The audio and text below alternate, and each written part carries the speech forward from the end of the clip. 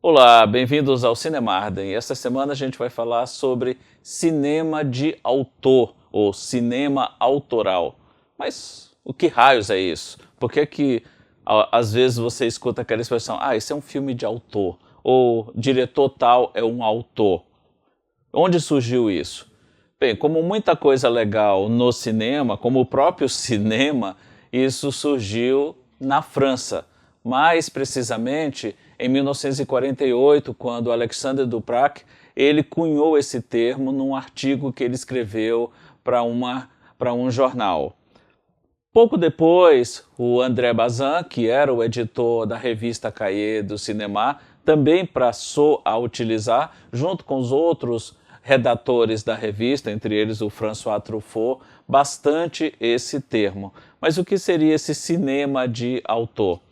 Eles reconheceram que, assim como na literatura, quando você fala de um livro, existe a pessoa que escreveu, a figura do escritor que imaginou tudo aquilo e escreveu, no cinema, apesar de ser uma arte coletiva, existe uma pessoa que no final tem a palavra definitiva para aquela obra em particular. E essa pessoa, no caso, é o diretor.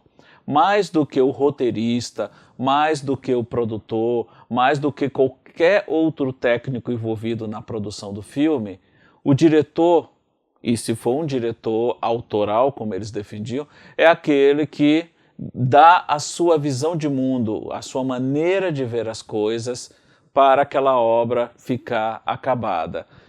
Por exemplo, num determinado roteiro, uma cena que é descrita de um jeito, o diretor pode simplesmente filmar a cena do jeito que ela está descrita no roteiro, mas um diretor autoral, ele pode ver mais do que o que consta daquele roteiro e dá àquela cena em particular um tempo maior do que o roteiro prevê.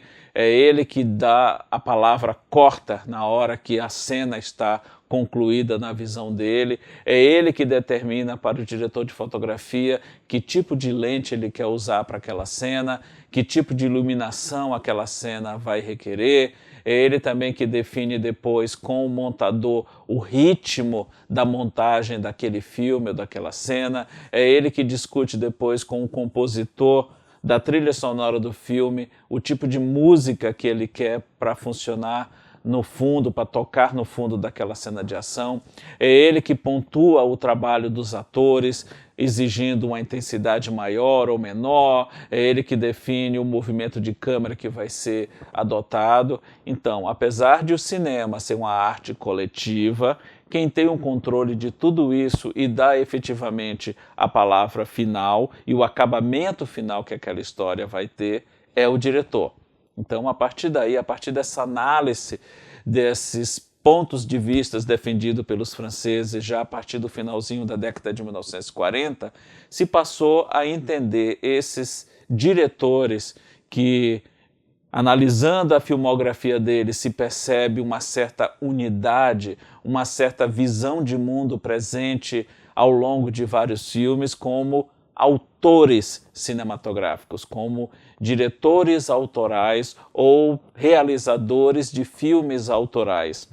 Existem aqueles diretores, e isso hoje é mais comum de observar, principalmente se você assistiu a muitos filmes desse mesmo diretor, que há uma espécie de assinatura nos trabalhos dele. Alguns planos, alguns movimentos de câmera que você vê em determinados filmes, mesmo sem saber que é de um determinado diretor, você identifica automaticamente, esse filme deve ser de fulano, porque ele já tem uma maneira própria de contar aquela história.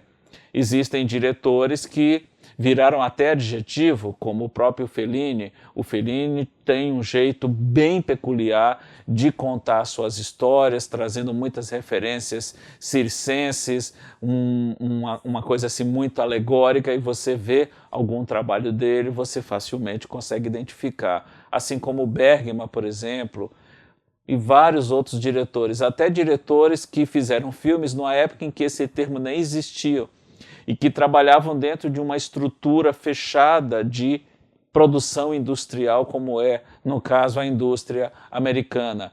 Você vê os trabalhos hoje de um Alfred Hitchcock, de um Howard Hawks, de um Billy Wilder, de um John Ford, todos eles diretores contratados de estúdios, mas que conseguiram imprimir uma assinatura, uma visão de mundo que você consegue perceber em todos os trabalhos que eles fizeram.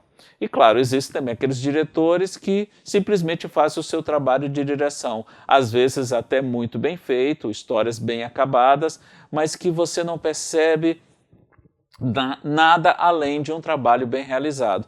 Então esses diretores não são autores. Autores são aqueles em que você consegue perceber uma marca, uma assinatura, uma maneira de ver o mundo e uma maneira específica de contar essas histórias. Isso é o que se convencionou já desde o final dos anos 40 até hoje sobre cinema autoral, cinema de autor. Existem alguns trabalhos experimentais que necessariamente não são autorais, são meros experimentos. Para você poder qualificar o trabalho de um determinado diretor como trabalho autoral, é preciso que você tenha um apanhado da obra desse realizador, desse cineasta, para daí perceber essas características que são recorrentes nos trabalhos dele e, obviamente, constatar que existe uma mente por trás daquilo, existe um jeito bem pessoal de contar aquele tipo de história e uma maneira de contar essa história que é característica daquele realizador, daquele cineasta. Então, esse é um verdadeiro autor. Até o próximo Cinemarden.